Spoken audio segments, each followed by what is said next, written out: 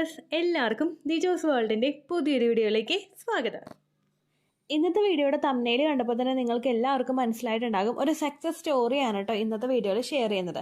Contact ചെയ്യുന്നതിന് മുൻപായിട്ട് ഈ രണ്ട് കാര്യങ്ങൾ മാത്രം ശ്രദ്ധിച്ചിട്ട് വെറും ഒരു ദിവസം കൊണ്ട് തന്നെ ഫെർട്ടിലൈസേഷൻ നടന്ന ഒരു കുട്ടിയുടെ സക്സസ് സ്റ്റോറിയാണ് ഇന്നത്തെ വീഡിയോയിൽ ഷെയർ ചെയ്യുന്നത്. അപ്പോൾ അതൊന്ന് കണ്ടു നോക്കുക കേട്ടോ.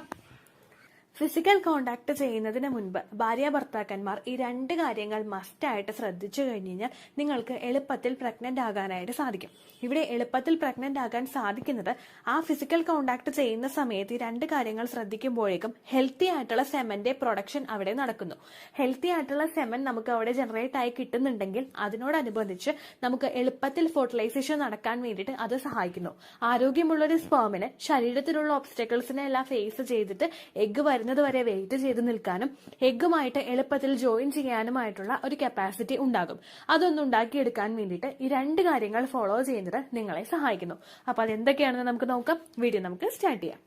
ഏറ്റവും ആദ്യം തന്നെ ശ്രദ്ധിക്കേണ്ട കാര്യം ഓവുലേഷൻ ടൈം പീരീഡിൽ ചെയ്യുന്ന ഫിസിക്കൽ കോണ്ടാക്ട് ആണ്.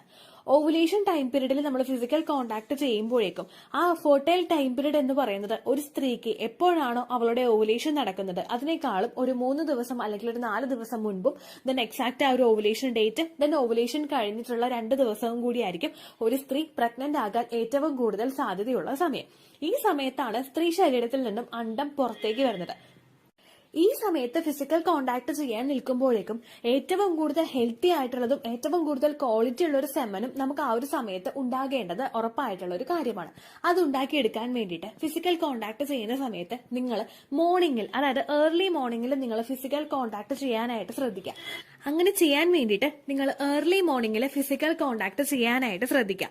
ഏർലി മോർണിംഗിൽ ഫിസിക്കൽ കോണ്ടാക്ട് ചെയ്യാൻ പറയുമ്പോൾ 2 മണിക്കോ 3 മണിക്കോ 5 മണിക്കോ ഒന്നും ഫിസിക്കൽ കോണ്ടാക്ട് ചെയ്യേണ്ട ആവശ്യമില്ല. ഹസ്ബൻഡ് രാവിലെ എഴുന്നേൽക്കുന്ന സമയം, നിങ്ങൾ രാവിലെ ഒരുമിച്ച് എഴുന്നേൽക്കുന്ന ആ ഒരു സമയത്ത് ഫിസിക്കൽ കോണ്ടാക്ട് ചെയ്താൽ മതിയാകും. അങ്ങനെ പറയാനായിട്ടുള്ള സയന്റിഫിക് റീസൺ എന്ന് പറയുന്നത്, ഒരാള് ഒരു ഉറക്കത്തിൽ നല്ല ഡീപ്പ് ആയിട്ടുള്ള ഒരു സ്ലീപ്പിൽ നമ്മൾ കിടന്നുറങ്ങുമ്പോഴേക്കും ശരീരത്തിൽ ഒരുപാട് കാര്യങ്ങൾ നടക്കുന്നുണ്ടാകും. ഈ നടക്കുന്ന സമയത്ത് ശരീരത്തിൽ ഒരുപാട് പ്രവർത്തനങ്ങൾ നടക്കുമ്പോഴേക്കും അത് മറ്റുള്ള ഒരു ഇതും ഇല്ലാതെ, ഒബ്സ്റ്റക്കിൾസ് ഒന്നും ഇല്ലാതെ നമ്മൾ ഡീപ്പ് ആയിട്ടുള്ള ഒരു സ്ലീപ്പിലോട്ട് പോകുമ്പോഴാണ് നടക്കാറ്. പുരുഷന്റെ സെമനെ സംബന്ധിച്ചിടത്തോളം അത് രാവിലെ ഉറക്കം എഴുന്നേൽക്കുന്ന സമയങ്ങളിൽ അതിന് ക്വാളിറ്റി വളരെയധികം കൂടുതലായിരിക്കും. അത് ഏറ്റവും കൂടുതൽ ആക്റ്റീവ് ആയിരിക്കും. അങ്ങനെ കൂടുതൽ മോട്ടിലിറ്റി ഉണ്ടാകുന്നതിനും അത് സഹായിക്കുന്നു. ഈ സമയങ്ങളിൽ ഫിസിക്കൽ കോണ്ടാക്ട് ചെയ്ത് കഴിഞ്ഞ് കഴിഞ്ഞാൽ പുറമേക്ക് നശിച്ച് പുറത്തേക്ക് പോകുന്ന, അതായത് തിരിച്ചിങ്ങോട്ടേക്ക് പോകുന്ന സെമന്റെ അളവ് കുറവായിരിക്കും.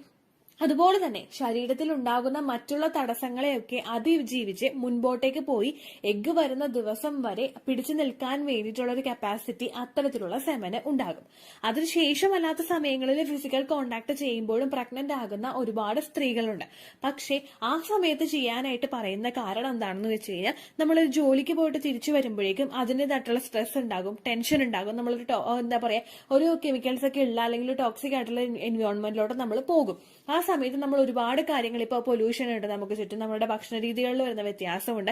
നമ്മളെപ്പോഴും ആ ഒരു ജോലിക്ക് പോയി തിരിച്ചു വരുന്ന ഒരാൾ ടയേർഡ് ആയിട്ടാണ് തിരിച്ചു വരുന്നത്, ഒട്ടും ഫ്രഷ് ആയിട്ടല്ല തിരിച്ചു വരുന്നത്. പിന്നെ നമ്മൾ ഫ്രഷ് ആയിട്ട് വരണമെങ്കിൽ നമ്മൾ ഭക്ഷണമൊക്കെ കഴിച്ച് നമ്മൾ കിടക്കുന്ന സമയത്തായിരിക്കും ഒന്ന് ഫ്രഷ് ആയിട്ട് വരുന്നത്.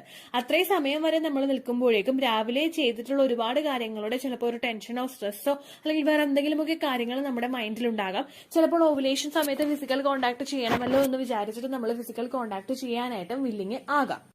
ഇതിനെയൊക്കെ ഒന്ന് പ്രിവെന്റ് ചെയ്യാൻ വേണ്ടിയിട്ടാണ് രാവിലെ എഴുന്നേൽക്കുന്ന സമയത്ത്, ഏർലി മോർണിംഗിലുള്ള ആ ഒരു സമയത്ത് ഫിസിക്കൽ കോണ്ടാക്ട് ചെയ്യാനായിട്ട് പറയുന്നത്.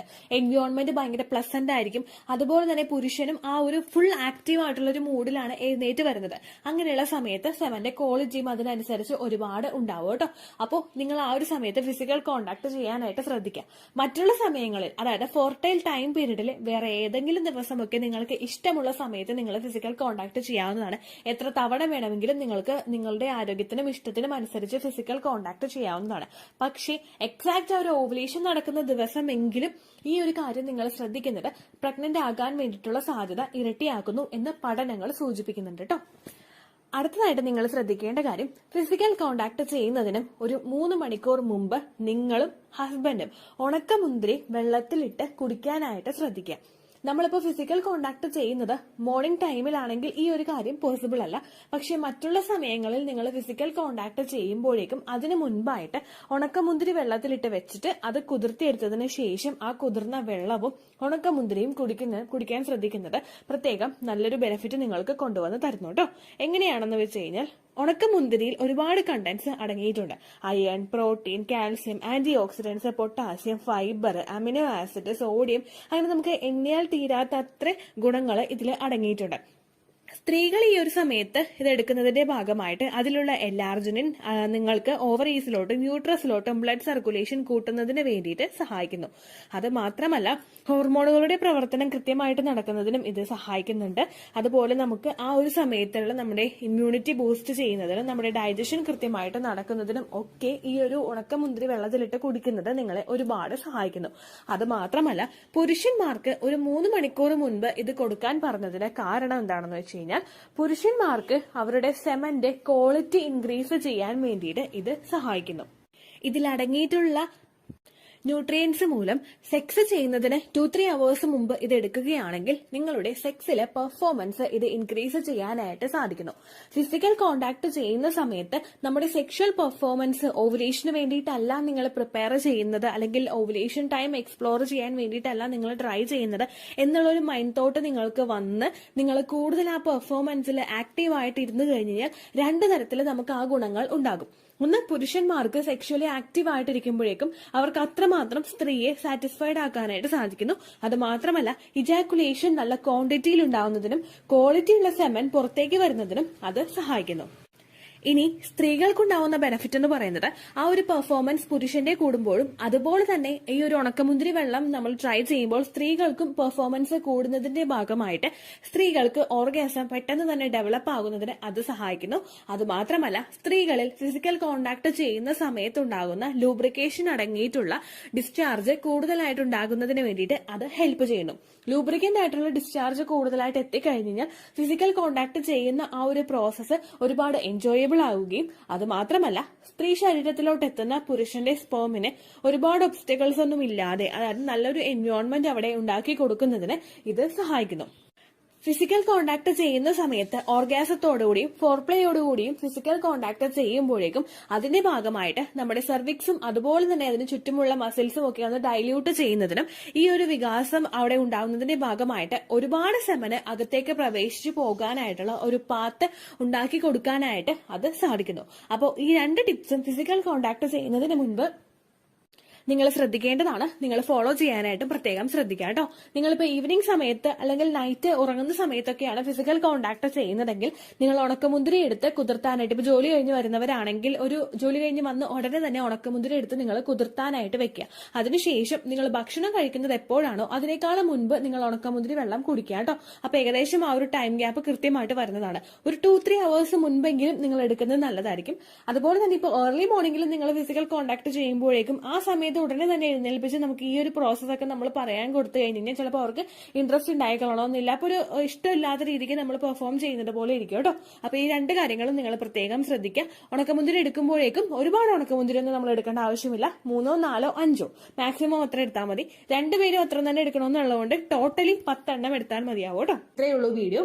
യൂസ്ഫുൾ ആയി കാണുമെന്ന് വിശ്വസിക്കുന്നു. യൂസ്ഫുൾ ആവുന്നുണ്ടെങ്കിൽ ലൈക്ക് ചെയ്യുക, ഫ്രണ്ട്സിനൊക്കെ ഷെയർ ചെയ്ത് കൊടുക്കുക കേട്ടോ. എന്തെങ്കിലും സംശയം ഉണ്ടെങ്കിൽ നിങ്ങൾ കമന്റ്സിൽ ചോദിക്കുക.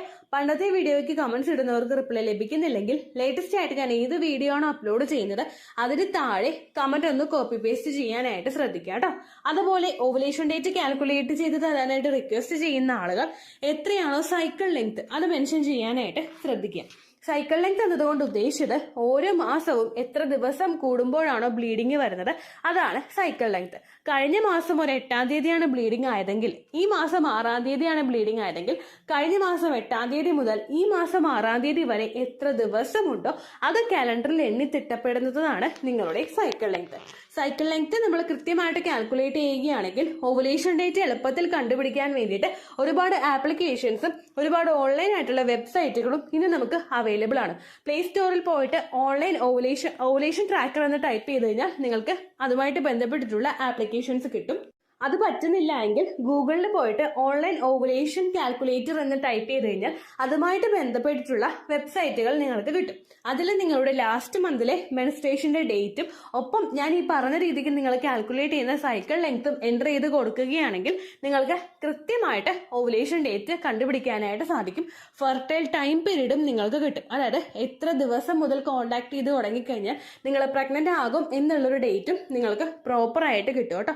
ഇത് കാൽക്കുലേറ്റ് ചെയ്യുന്ന സമയത്ത്, സൈക്കിൾ ലെങ്ത് കാൽക്കുലേറ്റ് ചെയ്യുന്ന സമയത്ത് നിങ്ങളുടെ ആ ഒരു കലണ്ടറിൽ നോക്കി തന്നെ നിങ്ങൾ കാൽക്കുലേറ്റ് ചെയ്യുക. പല മാസങ്ങളിലും 30-31 ദിവസമുണ്ട്, അതുകൊണ്ടാണ് അങ്ങനെ പറഞ്ഞത്. ഒപ്പം നിങ്ങൾക്ക് ബ്ലീഡിങ് തുടങ്ങിയ ദിവസത്തിന് വേണം നിങ്ങൾ ഡേ 1 ആയിട്ട് എടുക്കാൻ വേണ്ടിയിട്ട്. സ്പോട്ടിങ് തുടങ്ങിയ ദിവസത്തിനെ, അതായത് ചെറുതായിട്ട് ഡിസ്ചാർജ് പോയി തുടങ്ങിയ ദിവസത്തിനെ നിങ്ങൾ കൺസിഡർ ചെയ്യേണ്ട ആവശ്യം ഇല്ല കേട്ടോ. അപ്പോൾ ഇത്രയേ ഉള്ളൂ വീഡിയോ. അടുത്തൊരു വീഡിയോ ആയിട്ട് നമുക്ക് വീണ്ടും കാണാം. ബൈ.